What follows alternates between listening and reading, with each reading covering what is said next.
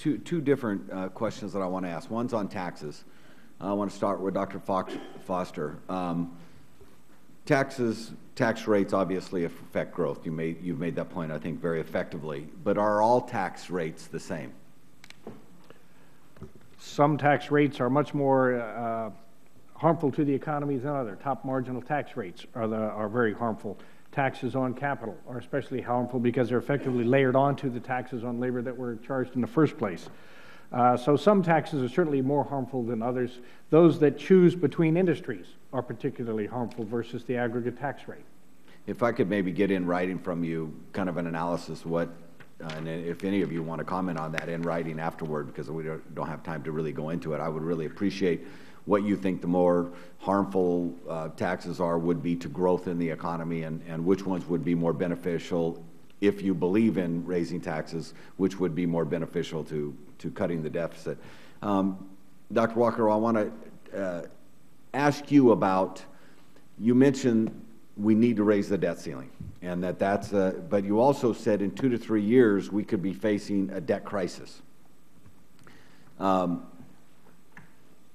Which I think is, if we don't do anything, is inevitable. It's almost a guarantee.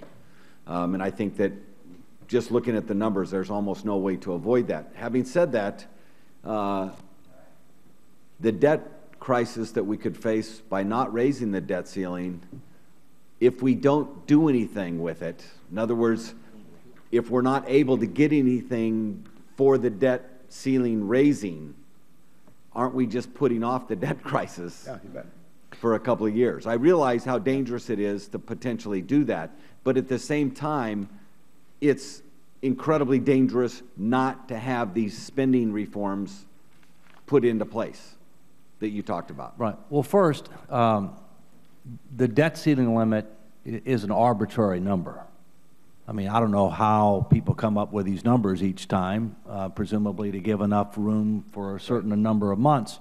But you got to keep in mind, you're on a path where you're going to need to continue to raise it, even if you end up dramatically cutting spending. So you're going to have to raise the debt ceiling limit. Frankly, intellectually, I would say you ought to be going more towards debt to GDP targets with automatic enforcement mechanisms and get rid of the debt ceiling limit.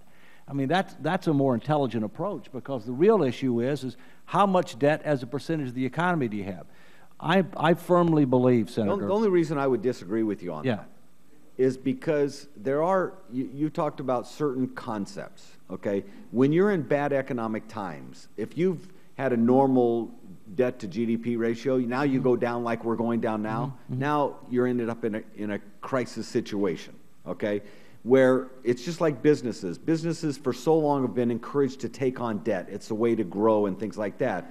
But you do have to have sound financial, capital structures in your, and by, 3% or whatever, I think you should strive for as low of a, debt to GDP ratio as you possibly can, and not just say, well, this is an acceptable limit, because if you just set that as an acceptable limit, we'll shoot right up to that number all the time. Well, to make it clear, Senator, I agree with you. All right, what I'm talking about, and as the National Fiscal Responsibility and Reform Commission suggested, as well as the Peterson-Pugh Commission, which I was on, and others, we're talking about getting to 70% of GDP by 2020, going down to 50% of GDP by 2035, and declining, okay? Right. So I agree. But the point is, look, there'll be a crisis if we have a stalemate on the debt ceiling limit. I believe it is possible to do something you can get bipartisan support that would increase the debt ceiling limit and yet do something meaningful that would send a signal to the markets and to the American people that we know we've been living beyond our means. We've got to start making tough choices. And very, very importantly,